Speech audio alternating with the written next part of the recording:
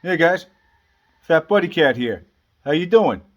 Today, we're gonna try to turn this cardboard into cyborg meat. Mmm. Alright guys, as promised, I ran down to the metal yard this morning. I picked up a chunk. Okay, this is 1/8" steel. And here is a template. It'll fit on there fine. I'm gonna go ahead and grab a marker, trace that right out. Alright, I just traced that out with the dark blue marker. I'm going to grab a few clamps. And I'm going to take this whole thing outside. The reason for the clamps, guys, I'm going to be clamping this right to the frame. And I'll show you why in a minute. Alright guys, I have this clamped down firmly to my frame, of which none of my lines are overhanging or intersecting. That way I have a nice, clean, safe cut. Alright, can make a lot of sparks, probably a lot of heat. Sure you have some good gloves, definitely have your goggles. Use caution. There's my two cutoffs. There's my nice straight edge. I'm telling you guys, I'm getting better at this. Alright, that's just a 4.5" Hercules, guys. Pretty much tore up a brand new disc for that, but nice and clean. Alright guys, and the next one will be after. It's just a grinding wheel. Alright guys, the next part, we're just going to be cleaning up our edges, making sure we have a straight line and getting all these gnarly burrs off.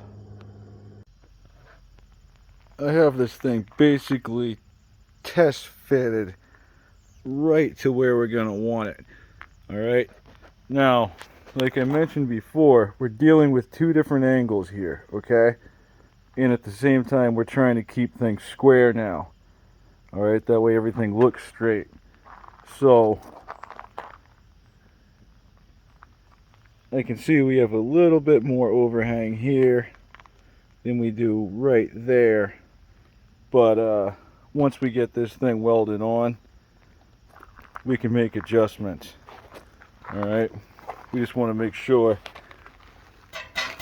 we have enough cyborg meat where it counts. We're going to clean this up, get it grinded down so there's no mill scale on the bottom where we're going to be welding, and get after it. I want to get this thing on here, that way we can cut this off and address this lobe back here. Alright guys, I'm getting ready to weld this. I have the plate all grinded off, cleaned off. Okay, nice ground over here. We're hanging out a little bit more on this side than we are over here, but I love this line here, this line in the front, and this line in the back. So we're going to get this thing welded on, and we'll straighten that up after we have it on there. We run 70/18. Tack this thing on from the top, tip it over, and try to get some good welds. Alright, we're cooking at 107 and get some really nice tack welds. Now I'm going to flip this thing over, start trying to run some beads.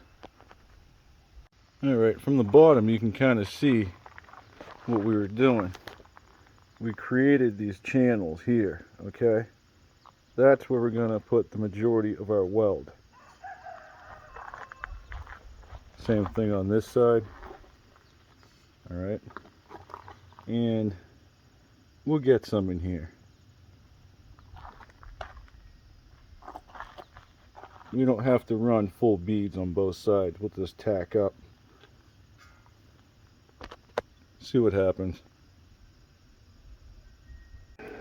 Alright, so in order to make this thing plane off so it sat flat on the frame, I had to give up a little and have some gappage on one side.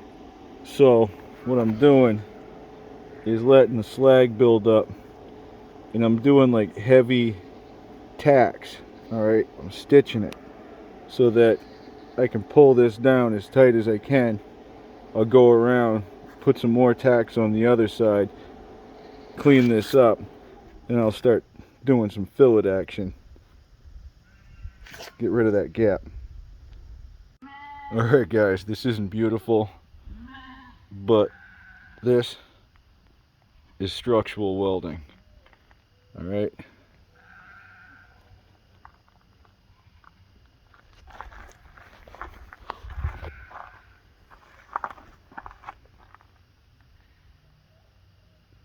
I'm going to clean this up. We'll take another gander. Okay, right side up, you can see we got all kinds of penetration. Next, I'm going to cut this off and round out this ear just a little bit. Alright guys, here's what we got. Like I said, all that bluing, that's where the welds are. Alright, that's the penetration. We probably went a little heavy, but hey, it's not going anywhere, right guys? All I did was tacks on the inside, alright? Like that so you can show you. Alright, so our tacks are on the bottom, in the center, so that it doesn't vibrate against this. And I just ran the sides heavy. Alright. Not terrible. It's not that much heavier. It's, I wouldn't say heavier than it was when it had the foot pegs and the stock engine plate. We are now minus this bracket that went over here. Alright, that took a little bit of work to grind that off. And I eyeballed our lobe back here. This is a different size tab than they used over here. They just line up the holes. This tab was bigger. This had the extension on it for the chain guard. Alright, so we cut that off and I just kind of rounded it out. You can see it needs a little more on this side, but I'll take a marker and, you know, give myself a guideline to get it tighter. Other than that, guys, this frame is looking good. Down below, JB Weld, mix it up and run a bead in there. Let it dry, sand it, it'll look nice and smooth. That's going to have to be it for tonight, guys. We'll get right back at it again, because as always, it's a work in progress. Have a good night, guys. Thanks for watching. I'll catch you on the next one.